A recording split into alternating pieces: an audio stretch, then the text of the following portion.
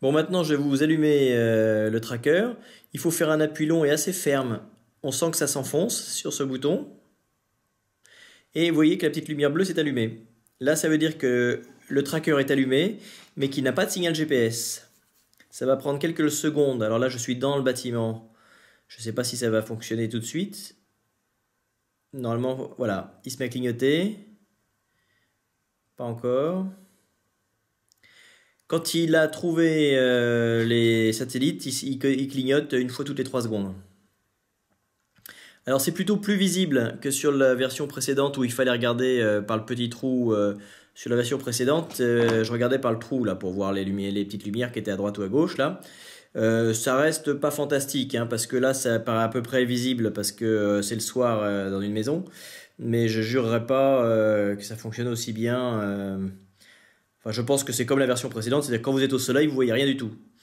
Donc moi, ce que je conseille, en faisant le noir avec sa main autour, on arrive à peu près à percevoir que c'est allumé. Et avant le décollage, il faut appeler le tracker, et comme ça, il renvoie sa position au téléphone et vous êtes certain que le tracker est allumé. Bon, on va repartir sur la notice. Et il y a un tableau sur les spécifications techniques. Il y a un tableau qui explique les indications des lumières. Et là, on voit notamment que le bleu solide, c'est quand il cherche le signal GPS, c'est ce que je vous disais. Et le bleu qui flash, c'est qu'il a trouvé sa position. Voilà, je vois, qu'est-ce qu'il donne là? Est-ce qu'il a trouvé une position? Voilà, il vient de clignoter. Donc bien qu'on soit à l'intérieur, il a dû trouver ses satellites et maintenant il clignote une fois de temps en temps.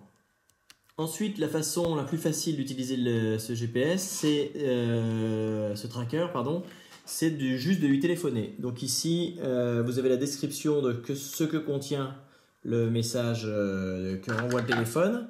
Et surtout, le plus important, c'est qu'ici, là, vous avez un lien sur Google Maps qui vous permet de vous positionner. Je vais vous faire une démonstration.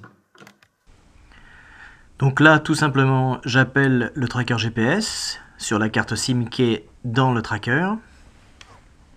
Bonjour, vous êtes sur la messagerie du 07. Quelques secondes après, je reçois le message suivant. Donc ce qui est en face du 1, c'est le lien Google Maps. En cliquant dessus, je vais avoir le lien qui s'allume. Ensuite, V2.A signifie qu'on reçoit bien un signal GPS. Si c'était VV, ça veut dire qu'il n'y a pas de signal GPS. Le point 3 donne la vitesse du tracker au moment de l'appel. Et le point 4 donne le niveau de charge de la batterie du tracker. J'ai cliqué sur le lien Google Maps. En quelques secondes, l'application s'ouvre. Et le tracker est sous la petite goutte rouge qui est apparue.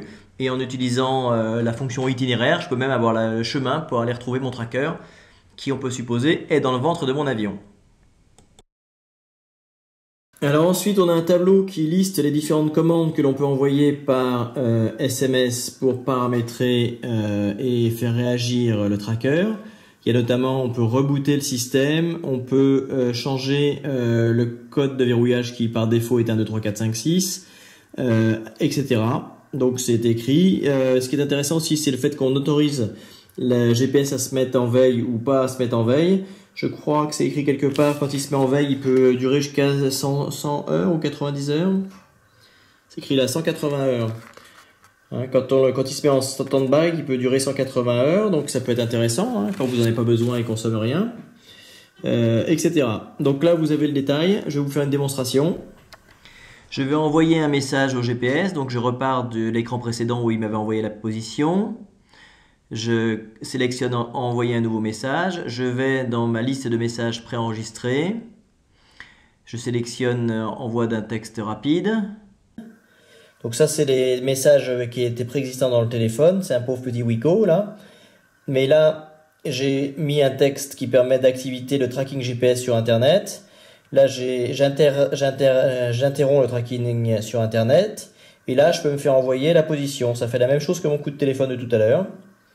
C'est pour ça que moi en général, donc hop, je clique dessus. Voilà, il n'y a plus qu'à appuyer sur la petite flèche bleue pour faire partir le message. Et quelques secondes après, je reçois une nouvelle position.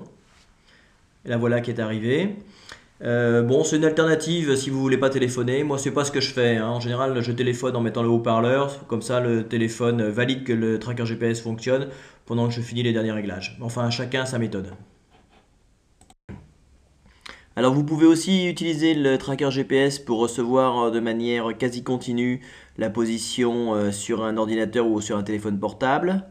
Pour ça, il faut commencer par envoyer le message GPRS 1, 2, 3, 4, 5, 6. Le tracker répond GPRS OK et ensuite vous vous connectez sur le site internet qui permet de faire le suivi. Voilà, là j'accède au site internet de TKstar.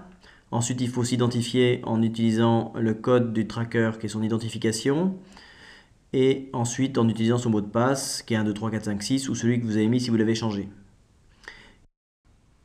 Et vous recevez quelques secondes plus tard la position de votre tracker GPS qui est positionné sur une carte. Comme vous avez une option qui permet de choisir la fréquence de rafraîchissement, vous pouvez avoir un point toutes les 30 secondes ou toutes les 2 minutes. Il y a une application de même type sur smartphone, donc vous pouvez faire la même chose sur smartphone et obtenir le même résultat. Voilà, c'est fini pour aujourd'hui. J'espère que ce tuto vous a apporté quelque chose. N'hésitez pas à vous abonner et merci de votre visite.